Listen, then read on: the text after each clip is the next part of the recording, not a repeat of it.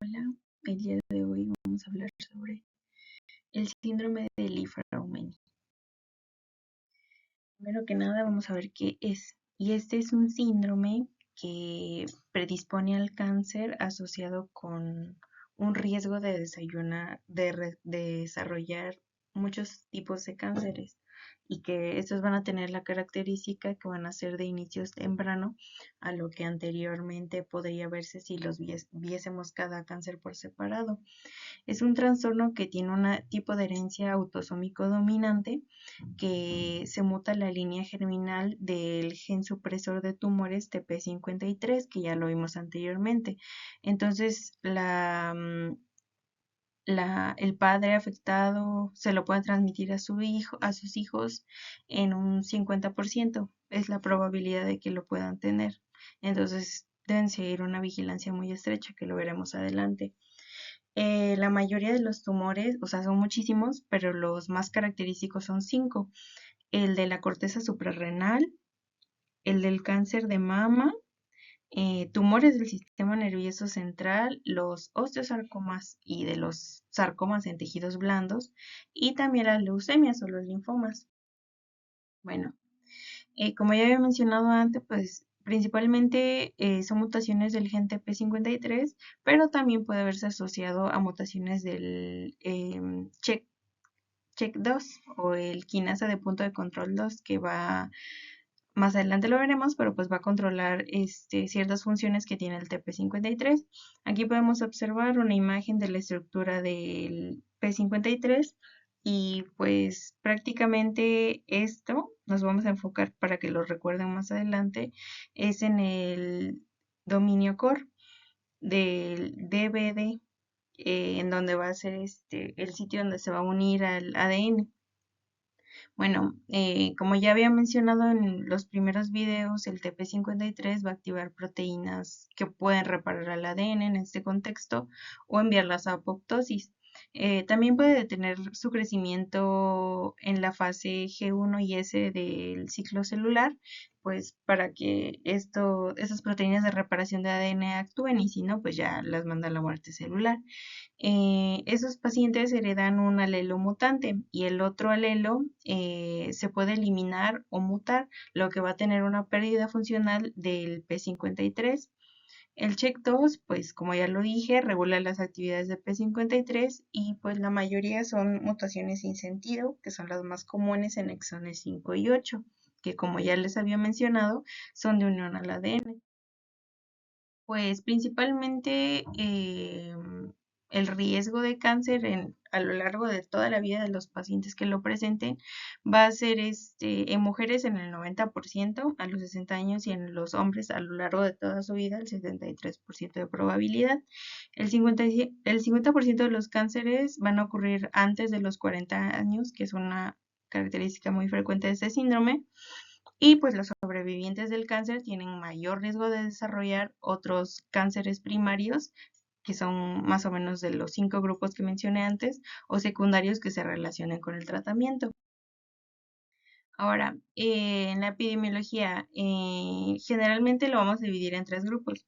En la etapa infantil, que va a ser de los 0 a 15 años, que representa más o menos el 22% de estos cánceres, que van a ser el carcinoma cortical suprarrenal, el rhabdomiosarcoma o el meduloblastoma en esta edad. A la adultez temprana va a ser la edad más prevalente, ya lo ven, el 51%, con cáncer de mama, osteosarcoma, sarcomas de tejidos blandos, leucemias, astrocitomas, glioblastomas, cáncer colorectal y cáncer de pulmón. Y en adultez tardía, que es un poco más frecuente que en los infantes, pero menos que en el apogeo de la adultez temprana, van a ser el de páncreas y próstata.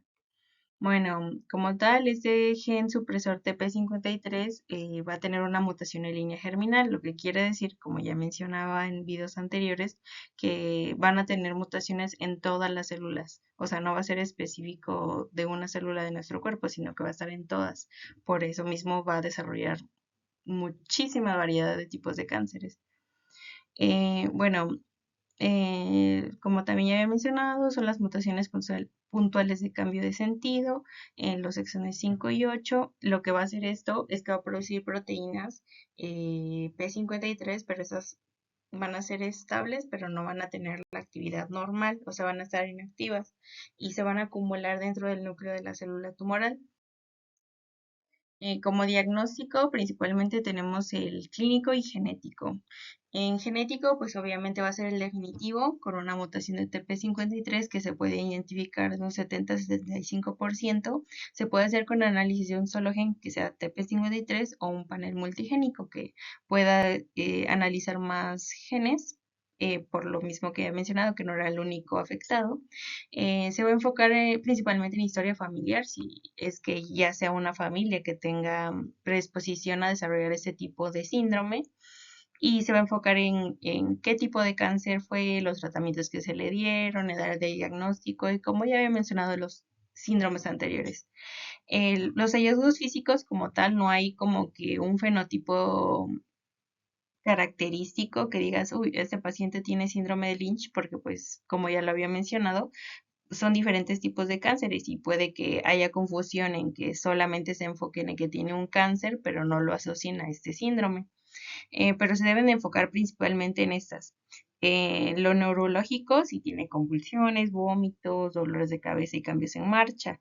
Eso sería como los de tumores del sistema nervioso central que tengan bultos en mama, pues cáncer de mama, masas en tejidos blandos o relacionadas con él por los osteosarcomas o los sarcomas de tejidos blandos, pancitopenia, fatiga, entre otros que pues se van a asociar más a lo que son de las glándulas suprarrenales, el que le sigue, que es la virilización.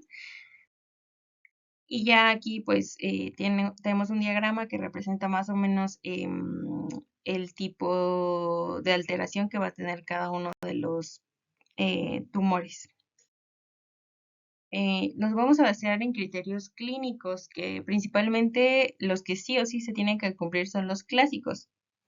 Estos incluyen un sarcoma diagnosticado en un individuo antes de los 45 años, que tenga un familiar de primer grado con cualquier tipo de cáncer, pero que sea menor de 45 años, y otro familiar de primer o segundo grado que tenga un diagnóstico antes de los 45 años de cualquier cáncer o sarcoma a cualquier edad. Esos sí o sí se cumplen, y los que complementan son los de Birch y los de Compret. Esos los puedes checar más a detalle, pero pues digamos que los básicos sí o sí que tienen que estar son los clásicos. Aquí tengo otra tabla en donde vienen los clásicos, los de Birch, los de Compret y aquí agrega uno que son los de ILS.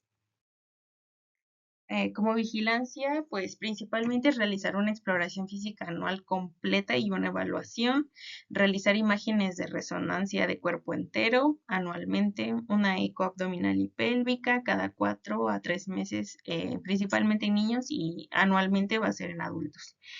Solicitar marcadores bioquímicos de funciones adrenocorticales, análisis de sangre cada 4 meses, monitorear el cáncer de mama con la autoexploración cada mes y el clínico semestral y también con sus imágenes anuales.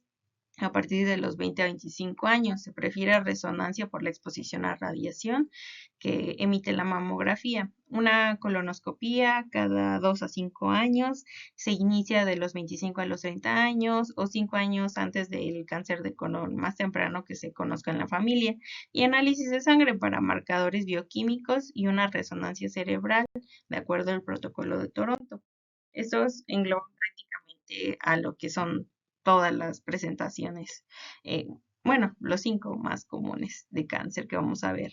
Aquí pues viene prácticamente lo que ya les dije, pero pues va a ser enfocado a cada tipo de tumor o cáncer, dependiendo si es, por ejemplo, de melanoma, si es de piel, o sarcomas de tejidos blandos, o tumores del sistema nervioso. Pero básicamente lo que dije anteriormente resume muy bien todos. Y aquí también podemos verlos. Y bueno, esta es más enfocada para la población pediátrica hasta los 18 años. Y ya como tratamiento, pues como tal no podemos dar un tratamiento o no existe algo que pueda reparar la mutación en este gen, ya que no es un objetivo farmacológico y pues todavía no hay ese desarrollo. Pero en general es evitar la radioterapia, sí o sí, porque estos pacientes tienen un alto riesgo de cáncer secundario inducido por radiación, además de evitar exposición a las tomografías y radiografías por radiación, como ya he mencionado, evitar la exposición a sol sin protección, suspender consumo de tabaco y también evitar exposiciones ocupacionales y el consumo excesivo de alcohol. Eso serían como general. Y ya para cada manifestación, principalmente en mama, pues sería una mastectomía bilateral, porque pues va a reducir el riesgo de presentar un segundo cáncer de mama primario y también para evitar la radioterapia, porque pues no nada más va a poder desarrollar cáncer de mama, sino que puede desarrollar otro tipo de cáncer. Para el colorectal, pues una colonoscopia de detección, pues ya saben el seguimiento, como ya se mencionó antes. Y para cáncer de piel, pues igual, vigilancia y también se pueden detectar y extirpar las lesiones que sean premalignas. Y ya como lo más innovador que se tiene son las terapias farmacológicas, como los inhibidores de los puntos de control inmunitario, las terapias celulares adoptivas basadas en citocinas, reactivadores de TP53. Pues prácticamente lo que intentan es que recupere su función estas proteínas, bueno, este gen, más bien dicho, los inhibidores de respuesta a daño del ADN, de las tirosinas sinasas, inhibidores de MDM2, porque como no sé si lo recuerdan, pero en unos videos mencioné que este es un potente inhibidor de lo que es TP53, entonces al inhibir pues va a dejar de inhibir a TP53, anticuerpos monoclonales, óxido de acérnico, metformina, ribósido de nicotamida, tamoxifeno, reloxifeno, pero bueno, esos solamente siguen veremos. Como diferenciales, pues el síndrome de ovario, síndrome hereditario de cáncer de mama y ovario, el de Lynch y una neoplasia múltiple. Y como pronóstico, pues obviamente esos pacientes, como lo mencioné, tienen segundas neoplasias, un riesgo muy alto, y estas pueden ocurrir de 6 a 2 años posteriores al primer cáncer, y pues su probabilidad de que desarrolle un segundo cáncer es más o menos el 60% a los 30 años después del primero. Y bueno, como ya saben, muchas gracias por ver el video. Aquí les dejo las referencias y nos vemos.